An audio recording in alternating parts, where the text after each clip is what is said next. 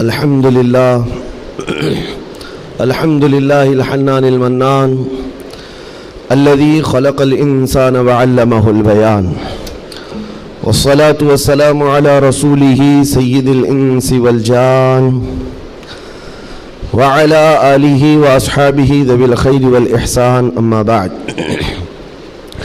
فأعوذ بالله من الشيطان الرجيم بسم الله الرحمن الرحيم ومن يبتغي غير الإسلام دينا فلن يقبل منه وهو في الآخرة من الخاسرين صدق الله مولانا العظيم۔ بارگاہ رسالت مآب صلی اللہ تعالی علیہ وسلم میں ایک بار درود پاک کا ہدیہ پیش کریں۔ اللہم صلی علی سیدنا و مولانا محمد معدن الجود والکرم وآلہ واصحابہ الکرام وابنہ الکریم وبارک وسلم صلاة دائمة سرمدا ابدا۔ عزیزان گرامی وقار، ایک حدیث پاک ہے، رسول گرامی وقار صلی اللہ تعالی علیہ وسلم ارشاد فرماتے ہیں، ایمان کی حلاوت، ایمان کی لذت، ایمان کی جو شیرینی ہے، مٹھاس ہے، آپ کو ملی ہے یا نہیں ملی ہے یہ میں نہیں بتا سکتا ہوں، لیکن اگر پانا ہے اس کی لذت، اس کی حلاوت، ایمان کی مٹھاس ہوتی کیسے ہے، اس کے لیے حضور پاک صلی اللہ علیہ وسلم نے 3 علامتیں بتائی ہیں۔ جس شخص کے اندر یہ 3 باتیں آ جائیں تو پھر وہ ایمان کی لذت محسوس کر سکتا ہے، ایمان کی مٹھاس اسے مل سکتی ہے۔ ایمان جو ہے صرف داڑھی ٹوپی کا نام نہیں ہے، جبہ کرتے کا نام نہیں ہے، ایمان صرف جھنڈا لے کر گھومنے کا نام نہیں ہے، ایمان ایک الگ کیفیت ہے جس کا سرور بندے کو ملتا ہے، جس کی لذت اور جس کی شیرینی کو وہ بتا نہیں سکتا، اور وہ کیسے حاصل ہوتی ہے؟ 3 چیزیں میرے آقا فرماتے ہیں۔ پہلی چیز، اللہ اور اس کے رسول سے سب سے زیادہ محبت کرتا ہو، پہلی چیز۔ اور دوسری چیز یہ ہے کہ جس سے بھی محبت کرتا ہے دنیا میں وہ صرف اللہ اور اس کے رسول کے لیے کرتا ہے۔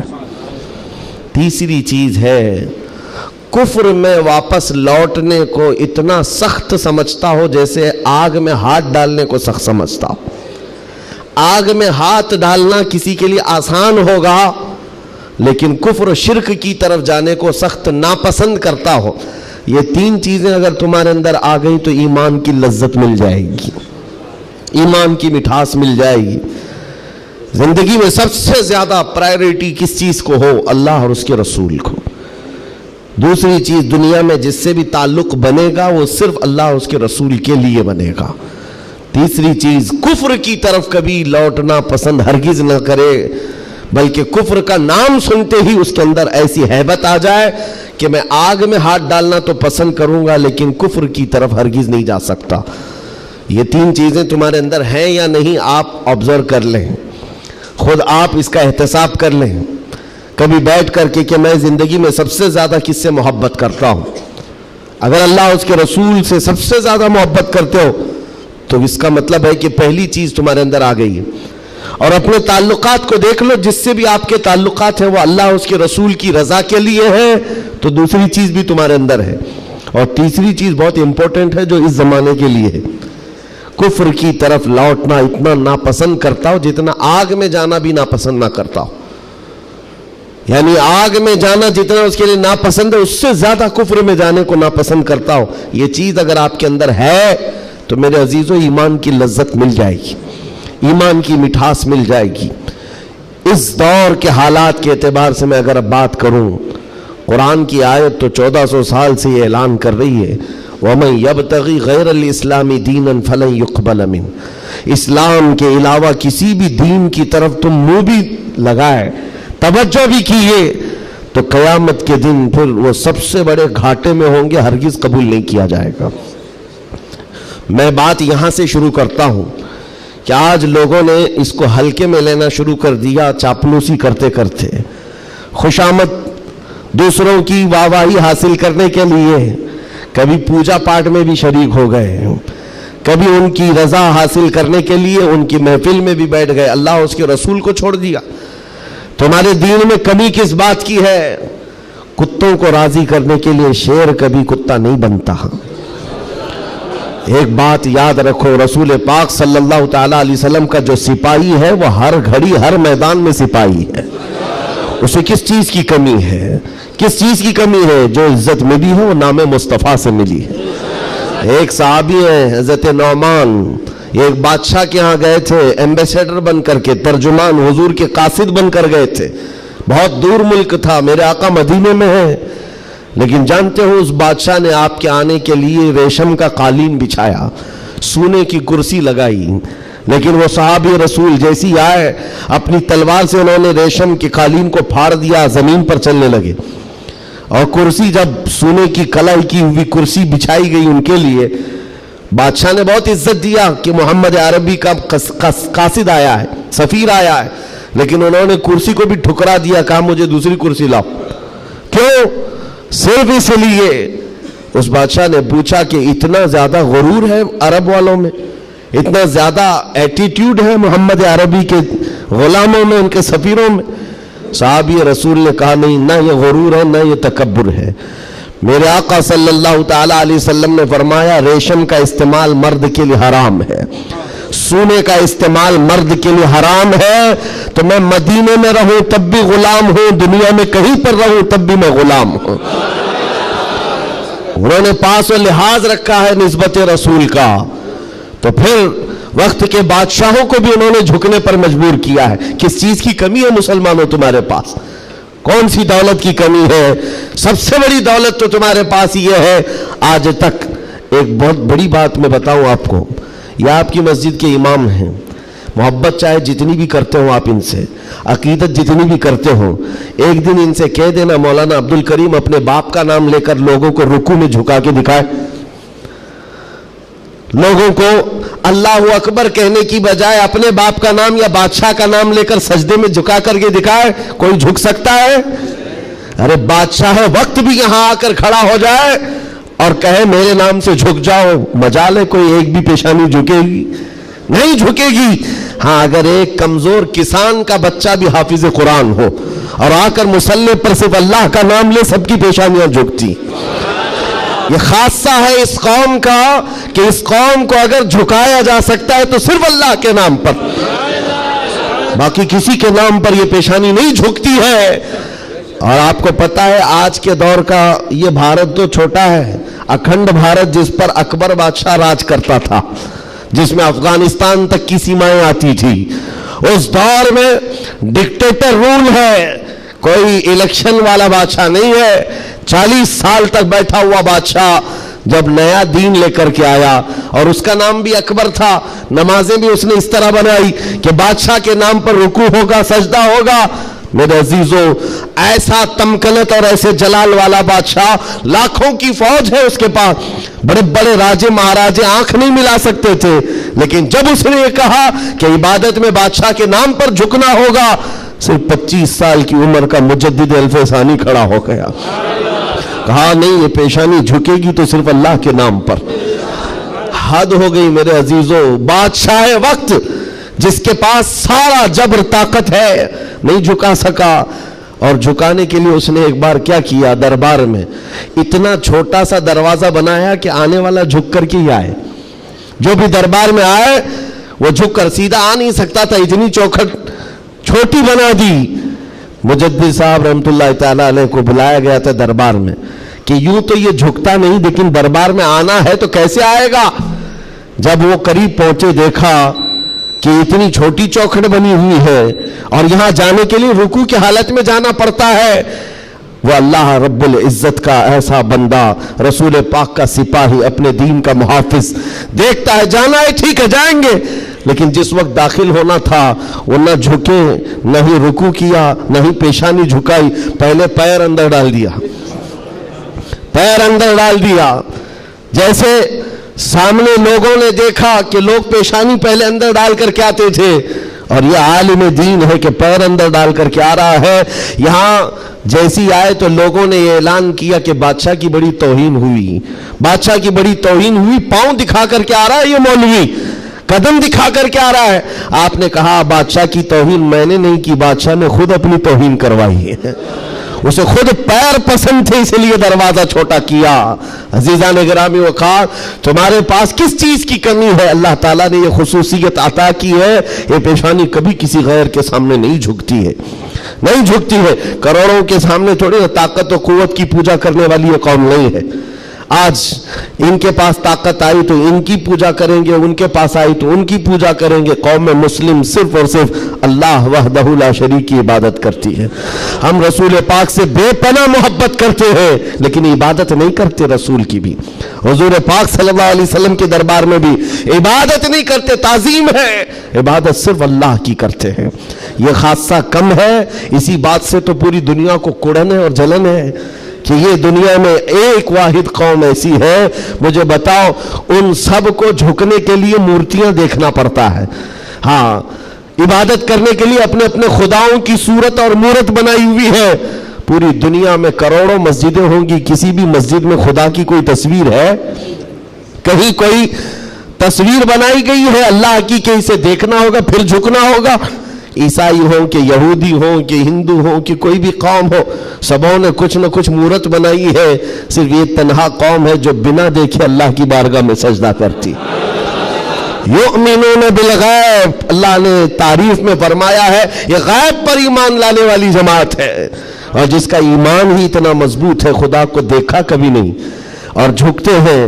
آج تک امام صاحب کے پیجامے کو لے کر سوالات ہوتے رہے، امام صاحب کے آنے جانے کو لے کر سوالات ہوتے رہے۔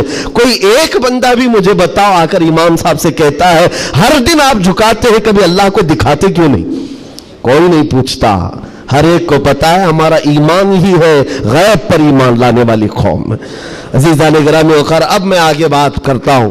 جب اتنی خصوصیات تمہارے پاس ہے تو پھر اگر چہرہ کسی اور کی طرف جائے تو میں سمجھتا ہوں دنیا کا بدترین آدمی ہے، بد نصیب آدمی ہے، جس کو اللہ نے سب سے بڑی نعمت دی تھی اور وہ ٹھکرا کر کے دوسروں کی جھولی میں چلا گیا۔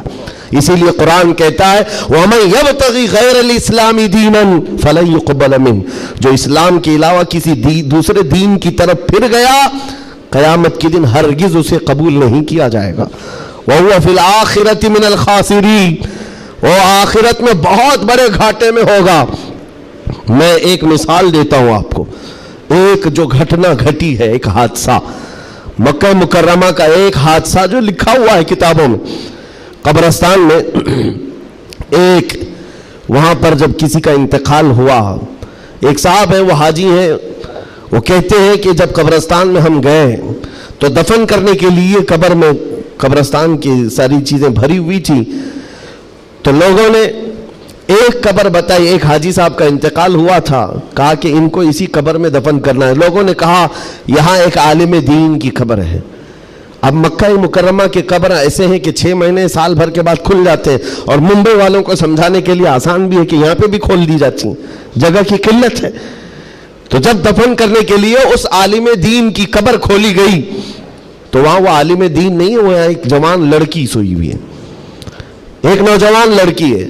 تو جو جنازے میں آئے ہوئے تھے ان میں ایک حاجی نے کہا میں تو اس لڑکی کو پہچانتا ہوں، یہ عرب کی نہیں، یہ مکہ کی نہیں، یہ فرانس کی رہنے والی اور کرسچن لڑکی ہے، یہ عیسائی لڑکی ہے۔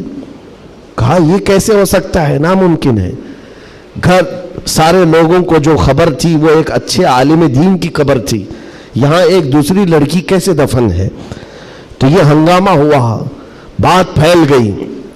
اس کے بعد تحقیق کرنے لگے، جو علماء تک بات گئی تو علماء نے کہا کہ اگر یہ جو بندہ کہہ رہا ہے کہ یہ فرانس کی رہنے والی، یورپ کی رہنے والی لڑکی یہاں پر ہے، تو معلوم کرتے ہیں کہ وہاں حقیقت میں یہ لڑکی، اس کی شکل، تو کچھ لوگ ایک وفد کی شکل میں یورپ گئے ہیں اس حاجی صاحب کے ساتھ، جنہوں نے یہ پتہ بتایا تھا یہ لڑکی کو میں جانتا ہوں۔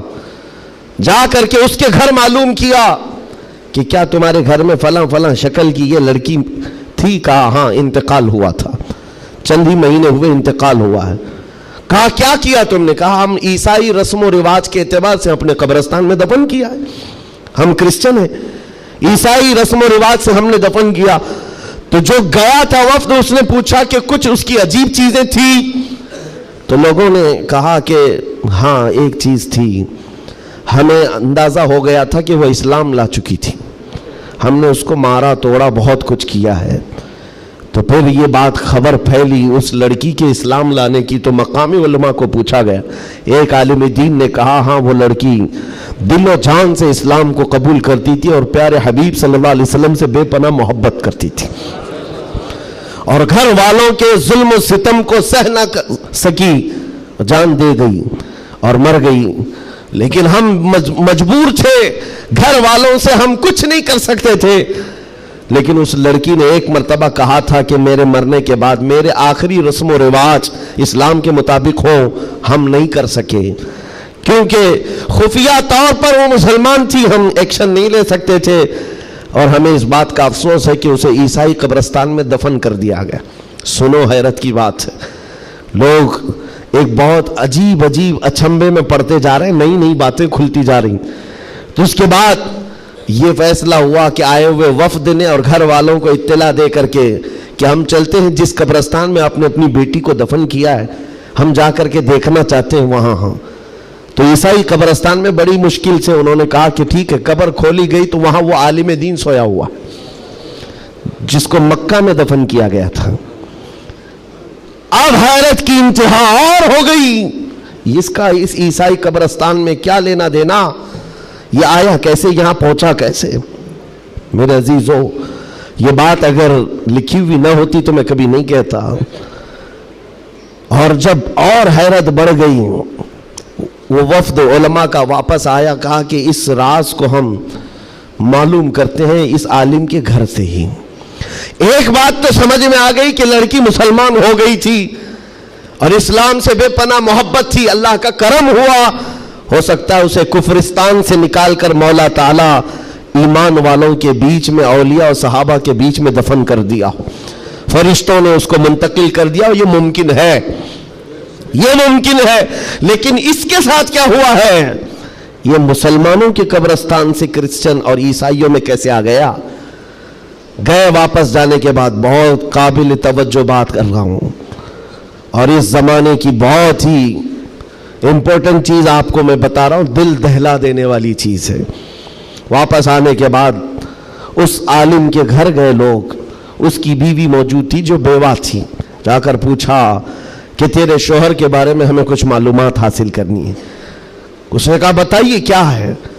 کہا کہ کیسا تھا وہ. کہا اس کے اخلاق بہت اچھے تھے, اور نمازوں کی, کہا ایک نماز بھی قضا نہیں کرتا تھا, پابند تھا, لین دین میں سب چیزوں میں اچھا تھا. پھر بچا کیا, بیوی ساری چیزیں اچھی بتا رہی, مسلمان ہے. بیوی نے گھبرا کر پوچھا آخر اس کے بارے میں اتنی تحقیق کیوں کر رہے ہیں, آپ بتا سکیں. تو علماء نے کہا کہ بتانے کے لائق نہیں ہے, لیکن سن لو, تمہارا شوہر مکہ کے قبرستان میں نہیں ہے, عیسائیوں کے قبرستان میں ملا. اس کی قبر میں وہ موجود نہیں. وہ دھاڑے مار کر رونے لگی کہ ہائے کیا ہو گیا میرے شوہر کے ساتھ, وہ عیسائیوں کے قبرستان میں کیسے پہنچ گیا. اور جب اس کا غم میں کچھ افاقہ ہوا تو خاتون کہتی ایک بات ہے جو بات مجھے آج کہنا ہے, توجہ. عورت کہتی ایک بات ہے, میرا شوہر سب اچھا تھا, لیکن کیا ہے جانتے ہو, جب ہم لوگ رات کو سوتے یا جمع کرتے غسل واجب ہوتا تو ہر بار میرا شوہر ایک بات کہتا کہ عیسائیوں کے مذہب میں کتنا اچھا ہے کہ غسل واجب نہیں ہوتا. یہ ہمارے اسلام میں ہے کہ بار بار نہانا پڑتا ہے, عیسائیوں کے مذہب میں جو ہے جمع کرنے کے بعد غسل واجب نہیں ہوتا, کتنا اچھا ہے. یہ بات وہ کہتا تھا, تب میں اس کو ٹوکتی تھی کہ دین اسلام کے علاوہ کسی دوسرے مذہب کے متعلق مت کہا کرو. بار بار وہ یہ کہتا تھا, شاید یہ وجہ ہے کہ موت کے بعد اسے وہیں پہنچا دیا گیا جہاں کی وہ بات کرتا تھا. وَمَن يَبْتَغِ غَيْرَ الْإِسْلَامِ دِينًا فَلَن يُقْبَلَ مِنْهُ, قرآن کہتا ہے جو اسلام کے علاوہ دوسرے دین کی طرف منہ پھیرا ہرگز نہیں قبول کیا جائے گا. اور میرے آقا فرماتے ہیں من تشبہ بقوم فہو منہم, جس نے کسی دوسری قوم کی مشابہت اختیار کی قیامت کے دن اسی قوم کے ساتھ اسے اٹھایا جائے گا, اسی قوم کے ساتھ اٹھایا جائے گا. مسلمانوں, آج ایمان مضبوط کرنے کا وقت آ گیا. آپ کے ہواؤں کو دیکھ کر, طوفانوں کو دیکھ کر آپ اپنے دین میں ذرا بھی لچک نہ لانا. کلمہ طیبہ پر اگر حملے ہونے لگے تو کیا تم اپنا کلمہ بدل لو گے؟ اذان سے اگر کسی کو نفرت ہونے لگی تو کیا اذان کے کلمے بدل لو گے؟ یہ دنیا اگر تم بدلنے لگ گئے تو اتنا بدلے گی کہ انسان کی بجائے کتا بنا کر رکھ دے، تب بھی وہ راضی نہیں ہوں گے، تب بھی وہ راضی نہیں ہوں گے۔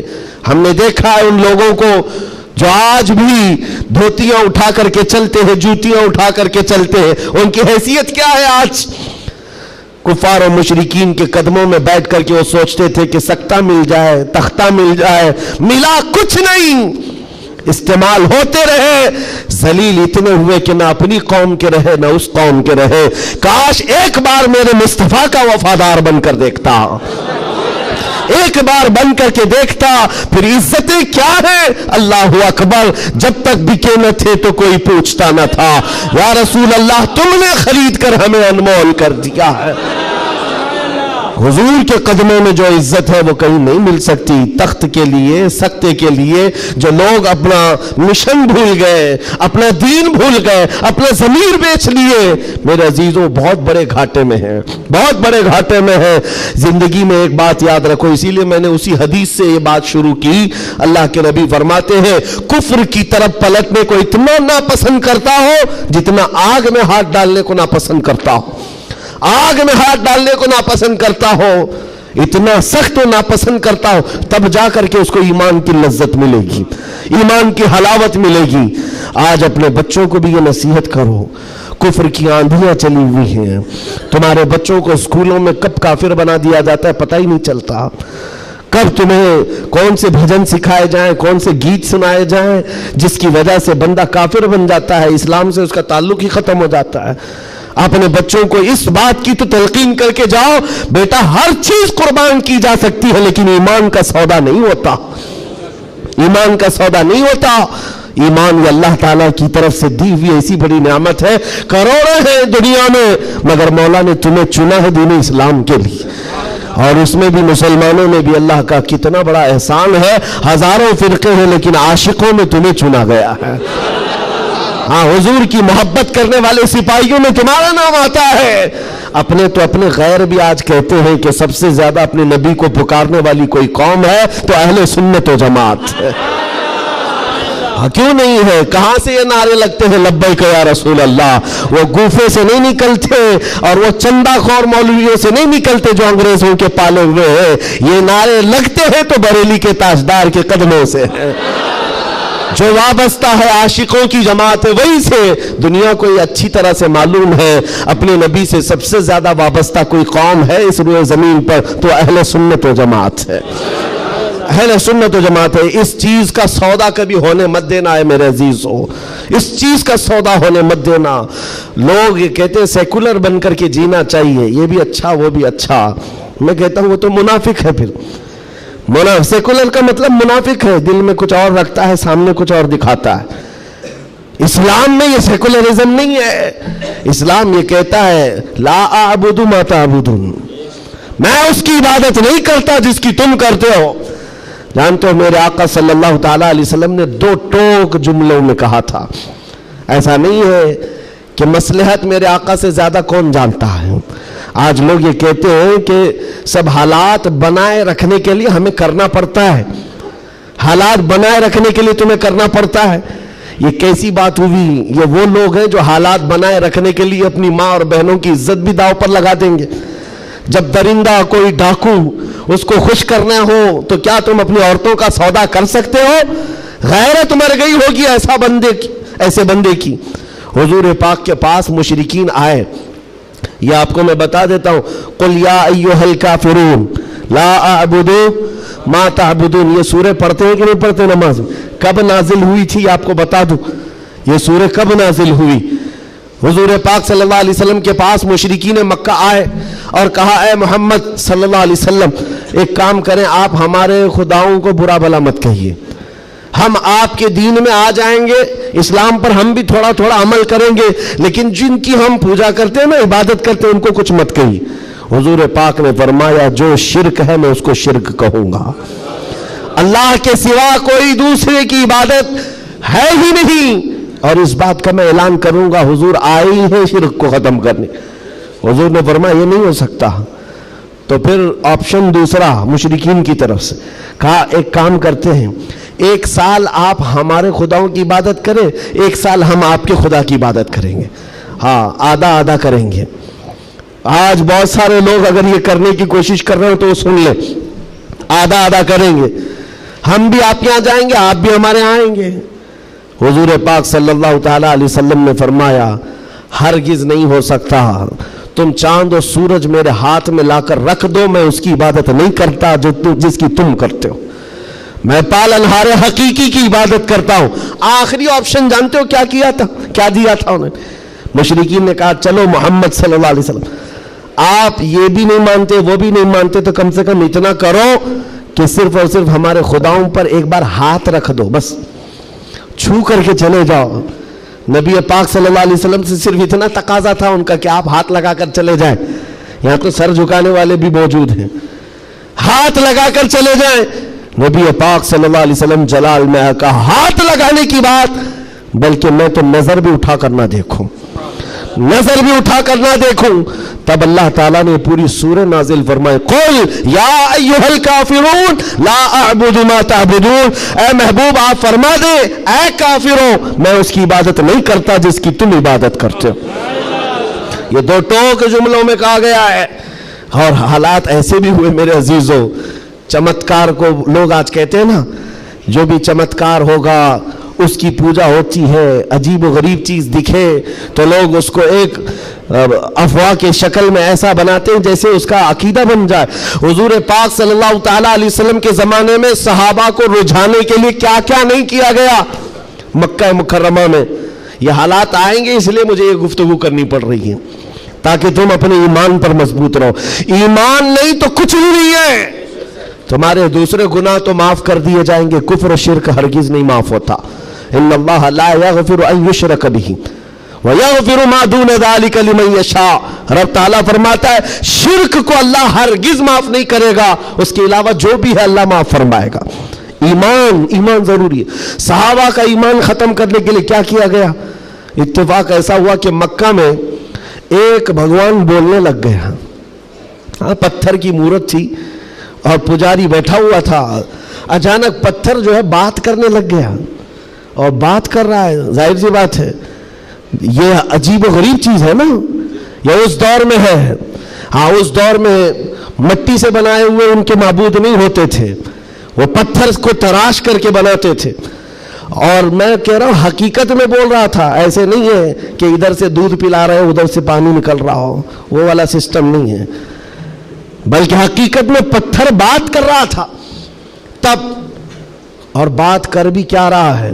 حضور پاک صلی اللہ تعالیٰ علیہ وسلم کو جھوٹا کہہ رہا ہے، نعوذ باللہ معاذ اللہ رب العالمین، حضور کی شان میں گستاخی کر رہا پتھر۔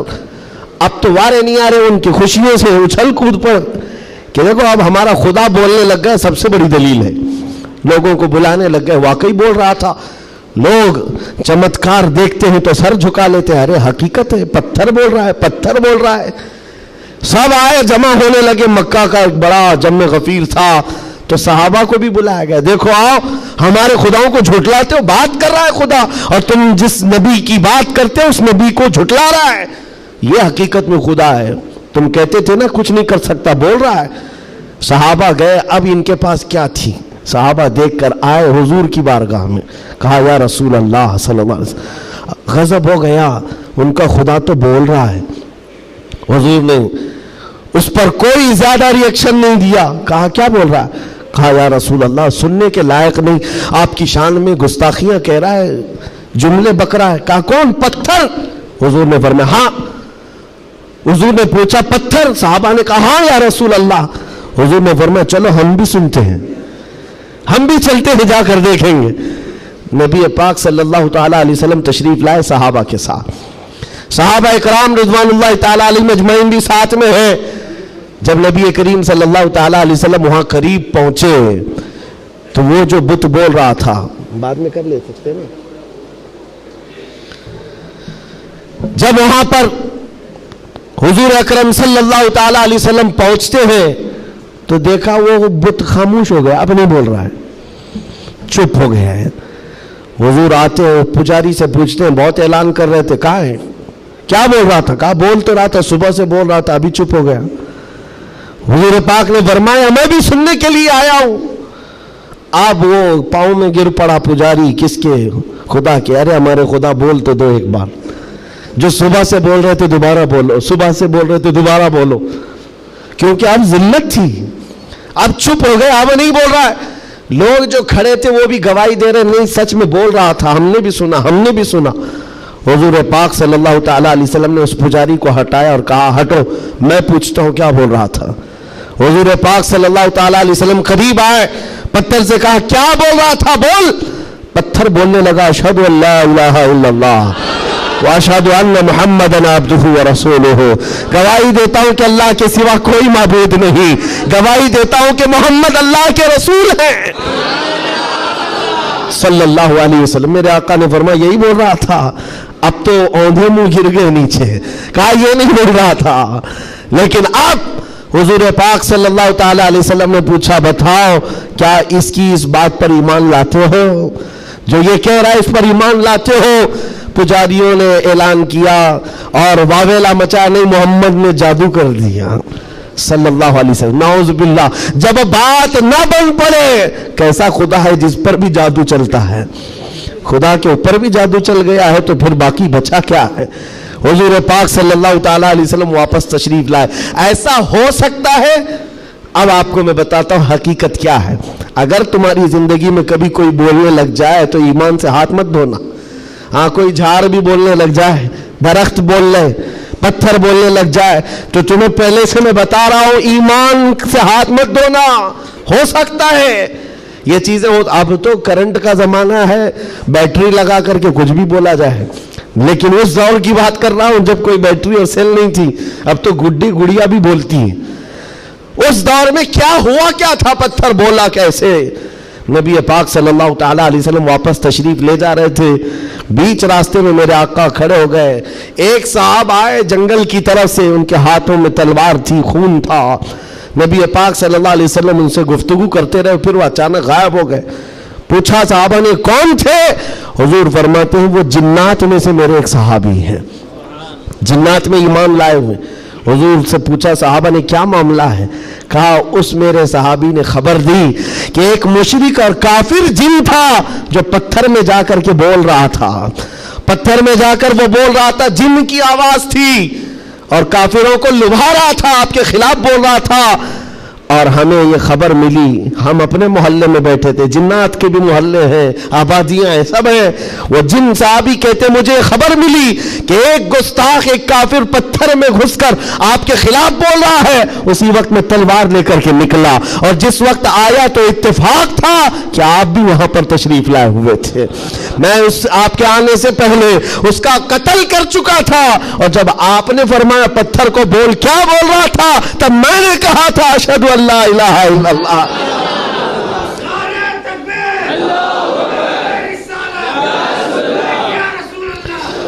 मेरे अजीजों एक बात याद रखो, सहाबा इकराम के सामने ये भी आजमाइश आई, लेकिन वो टस से मस नहीं हुए, टस से मस नहीं हुए। वो अपने ईमान पर जमे रहे, इस्तिकामत का वो पहाड़ बन करके कायम रहे। आज जरूरत इस बात की है मेरे अजीजों, हालात इस तरह के अगर बन जाए, दुनिया चमत्कार दिखाने लग जाए, तो अपने ईमान से हाथ मत धो बैठना। वो देखो अभी सोशल मीडिया पर एक छोटा दज्जाल भी आया, चिट्ठियां ले लेकर के बताता रहता है।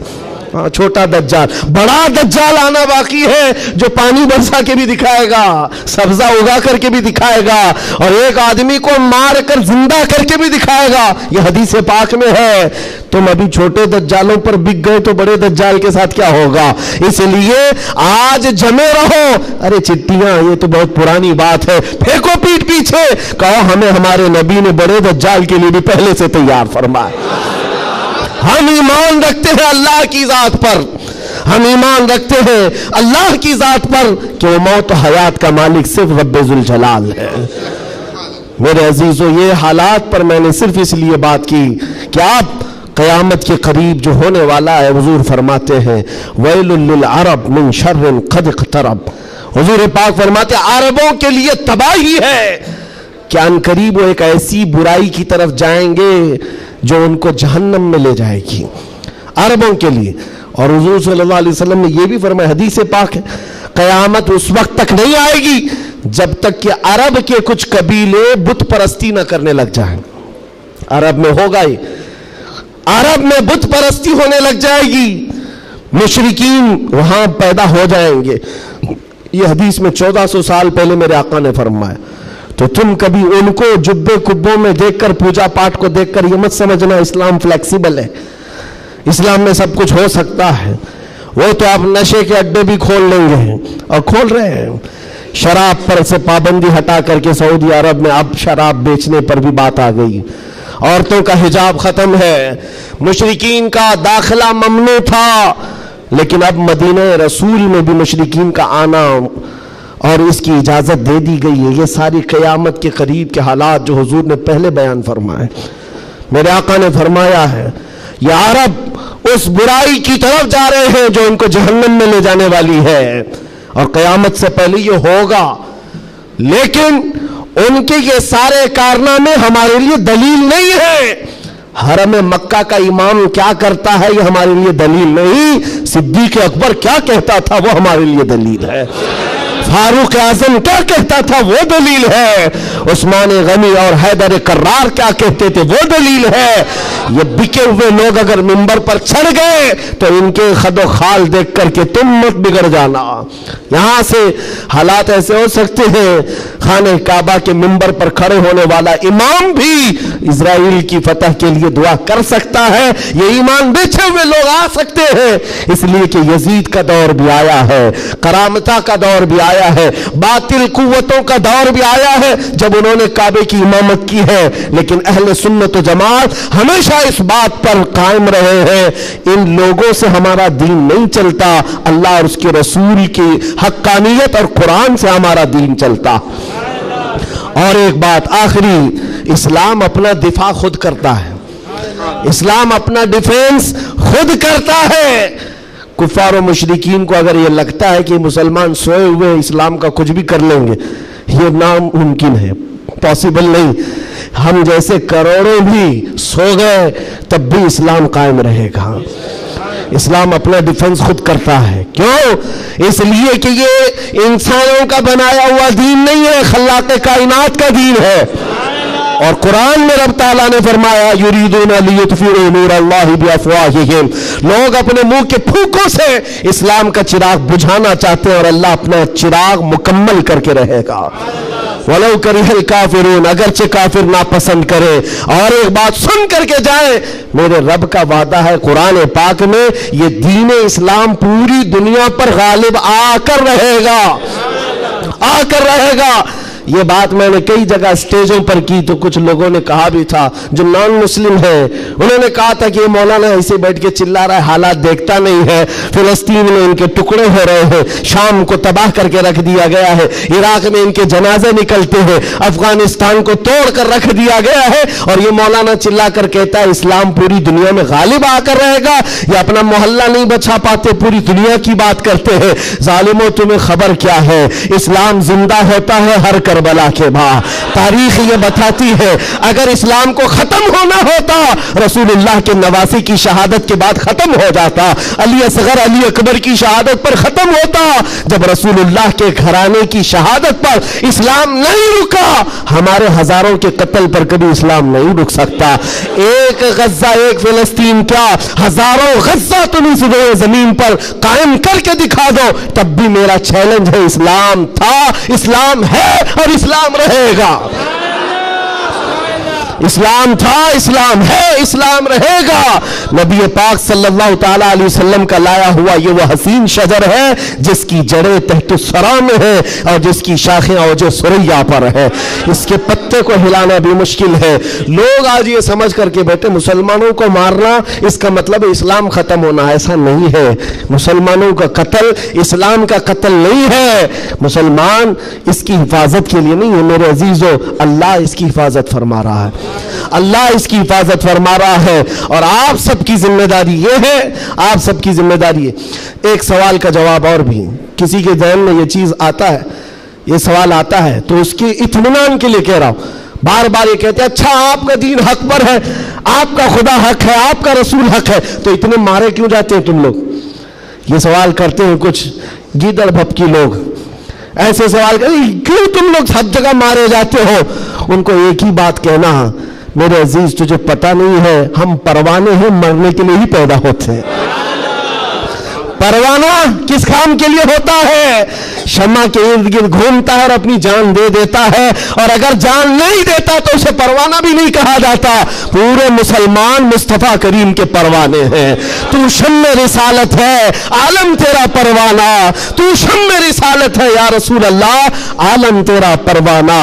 اسی لیے ہم نے یہ کہا ہے حضور پاک شمع ہیں اور ان کے پروانے ہیں، اگر یہ مرتے ہیں کٹتے ہیں تو اس تعجب کی بات نہیں ہے، پروانے کا کام ہی ہے اپنی جان دینا، پروانے کا کام ہی جان دینا۔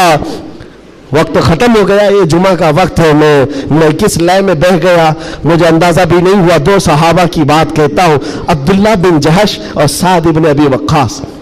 بات کر سکتا ہوں؟ ہاں ماشاءاللہ، یہ آپ کا علاقہ ہے، یہاں پر آنے کے لیے بھی بڑی مشکلات ہوگی ان کے لیے، بہرحال میرے لیے نہیں مشکل ہے، جن کو روکنا ہے ان کو مشکل ہے۔ دو صحابہ ہیں، عبداللہ بن جہش اور سعد بن ابی وقاص، بڑے گہرے یار تھے، ایک دوسرے کے ساتھ بڑی ان کی جمتی تھی۔ احد کے میدان میں جب حضور جا رہے تھے، جنگ کے میدان میں، یہ دونوں صحابہ بیٹھ کر کے دعا کر رہے ہیں۔ بس میں اس پر ختم کر دوں گا میرے عزیز، دونوں ساتھی ہیں، دعا کر رہے ہیں، مصلی بچھائے۔ سعد بن ابی وقاص کہتے ہیں عبداللہ بیٹھ، میں دعا کرتا ہوں تو آمین کہنا۔ عبداللہ بن جہش کہتے ہیں ٹھیک ہے، تیری دعا کے بعد میں دعا کروں گا، تم آمین کہنا۔ دوسرے دن جنگ ہے، سعد بن ابی وقاص دعا کرتے ہیں اللہ کل تیرے رسول کے دین کی حمایت کے لیے میں اتروں گا، تیرے نبی کے دین کی حمایت کے لیے ان کی صفوں میں جاؤں گا، مولا میری اتنی دعا ہے میرا سامنا کسی ایسے بڑے پہلوان سے کر، میرا سامنا دشمنوں کے ایسے بڑے پہلوان سے کر جو سب سے بڑا پہلوان ہو۔ اور خواہش تو دیکھو دعا میں کیا کہہ رہے ہیں سعد بن ابی وقاص، اے اللہ میں چاہتا ہوں کبھی اس کو سامنے سے ماروں، کبھی دائیں سے ماروں، کبھی بائیں سے ماروں، کبھی پیچھے سے، اور اس کے بعد گرا دوں اور سینے پر چڑھ کر کہوں لبیک یا رسول اللہ، یعنی اسلام کا پرچم بلند کرو۔ یہ ان کی دعا تھی۔ عبداللہ بن جہش آمین کہہ رہے تھے، اس کے بعد عبداللہ بن جہش کہتے ہیں اب میں دعا کرتا ہوں تو آمین کہہ۔ اللہ اکبر، ان کی دعا کیسی ہے، اللہ اللہ، حدیث میں پڑھتا ہوں میری آنکھیں بھیگ جاتی ہیں۔ عبداللہ بن جہش کہتے ہیں اے اللہ کل تیرا رسول میدان میں اتر رہا ہے، اور احد کے میدان میں جب میں تیرے دین کی حمایت کے لیے اتروں تو دشمنوں کی طرف میں بڑھ کر چلا جاؤں، تیری محبت میں، تیرے نبی کی محبت میں۔ کبھی کوئی دشمن مجھے سامنے سے مارے، کبھی دائیں سے مارے، کبھی بائیں سے مارے، کبھی پیچھے سے مارے، اور تیرے محبت میں مولا، تیرے رسول کی محبت میں ہر جگہ سے زخم کھاؤں اور پھر میں شہید ہو جاؤں اسلام زندہ باد کہتے ہوئے، اسلام کی بلندی کا نعرہ لگاتے ہوئے شہید ہو جاؤں۔ ایک مارنے کی دعا کر رہا ہے، ایک مرنے کی دعا کر رہا ہے۔ یہ رسول اللہ کے پروانے ہیں۔ دوسرے دن میدان جنگ میں جب یہ صحابہ آئے احد کے میدان میں، میرے عزیزو دعا قبول تھی، دعا قبول تھی۔ سعد بن ابی وقاص جیسی آئے، آپ کے مقابل میں مشرکین کا وہ پہلوان آیا جس کے بارے میں کہا جاتا تھا وہ 1000 لوگوں کی تنہا طاقت رکھتا تھا، وہ مقابل میں آیا۔ سعد بن ابی وقاص کہتے ہیں میں تو کامیاب ہو گیا، مولا نے میری دعا سن لی اور بڑا پہلوان میرے سامنے بھیجا۔ اور پھر تیر جب چلاتے تھے اور تلوار چلاتے تھے ان کی دعا کے مطابق ہی اس بڑے پہلوان کو کبھی دائیں سے مارا، کبھی بائیں سے مارا، کبھی سامنے سے مارا۔ اور سعد بن ابی وقاص کی تلوار اور ان کی تیر کا اندازہ کر سکتے ہو، یہ تنہا صحابی ہے، جب تیر چلاتے تھے میرے آقا پیچھے سے کہتے تھے بیابی انت و امی علمی یا سعد، اے سعد تیر چلا میرے ماں باپ تجھ پر قربان ہو۔ ساری دنیا کہتی یا رسول اللہ میرے ماں باپ آپ پر قربان، لیکن اللہ کا رسول کہتا ہے اے سعد تیر چلا میرے ماں باپ تجھ پر قربان۔ اب پھر تیر کی طاقت کا اندازہ کیا ہوگا، ڈھیر ہو گیا دشمن، ڈھیر ہو گیا بڑا پہلوان، سینے پر چڑھ کر کہا اسلام تھا، اسلام ہے، اسلام رہے گا۔ میرے عزیزوں اس کے بعد جب جنگ کا خاتمہ ہوا شام کے وقت، یہ جنگ شکست میں بدل گئی تھی، پہلے فتح ہوئی پھر شکست ہوئی، 70 صحابہ شہید ہوئے۔ سعد بن ابی وقاص وہ ڈھونڈتے رہے میرا جگری یار کہاں ہے، عبداللہ بن جہش کہاں ہے، اپنا جگری یار جس کے ساتھ اٹھتے بیٹھتے، جن کے ساتھ بیٹھ کر لمبی باتیں ہوتی تھی۔ ڈھونڈنے پر نکلے تو کسی نے کہا تمہارا جگری یار تو شہید ہو گیا، شہید ہو گیا۔ حضرت سعد ابن ابی وقاص کے دل پر لگی بات، جس کا گہرا دوست انتقال کر جائے اس کی دنیا ادھر سے ادھر ہو جاتی ہے۔ سعد ابن ابی وقاص کہتے ہیں میں دیکھنا چاہتا ہوں میرے جگری یار کو۔ ڈھونڈتے ہوئے آئے، لوگوں نے کہا عبداللہ بن جہش کو ماننا پڑے گا، ایسا لڑا کہ نرغے میں چلا گیا۔ سعد ابن ابی وقاص پوچھتے کیا ہوا ان کے ساتھ؟ لوگوں نے روتے ہوئے کہا عبداللہ بن جہش کو لوگ دائیں سے بھی مار رہے تھے، بائیں سے بھی مار رہے تھے، سامنے سے بھی مار رہے تھے، پیچھے سے بھی مار رہے تھے، مارتے مارتے شہید کیا، ان کے جسم کے 80 ٹکڑے کر دیے تھے، 80 ٹکڑے۔ ان کے ٹکڑوں کو رسی میں پیرو کر کافروں نے ہار بنا کر پہن لیا۔ حضرت سعد ابن ابی وقاص قریب آتے ہیں اور جسم کے ان کے ٹکڑے زمین پر گرے ہوئے تھے، جو گرم گوشت تھا اٹھایا۔ سعد ابن ابی وقاص کہتے عبداللہ تو مجھے چھوڑ کر چلا گیا، لیکن کل رات ہم نے دعا کی تھی، اللہ نے میری دعا بھی قبول کی، تیری دعا بھی قبول کی۔ سنو اے مسلمانوں، سعد ابن ابی وقاص کہتے ہیں میں نے جو دعا کی تھی اللہ نے وہ قبول کیا، بڑا دشمن میرے سامنے لایا، اور تو نے جو دعا کی تھی اللہ نے وہ بھی قبول کیا، مگر قسم رب ذوالجلال کی اے عبداللہ میری دعا سے تیری دعا کئی درجے افضل ہے، اس لیے کہ مارنے کی بات الگ ہے، حضور کی محبت میں مر جانے کا مزہ الگ ہوتا ہے۔ جان ہے عشق مصطفیٰ روز فضو کرے خدا، جس کو ہو درد کا مزہ ناز دوا اٹھائے کیوں، پھر کے گلی گلی تباہ ٹھوکرے سب کی کھائی کیوں، دل کو جو عقل دے خدا تیری گلی سے جائے کیوں۔ وآخر دعوانا الحمدللہ رب العالمین، لبیک یا رسول اللہ۔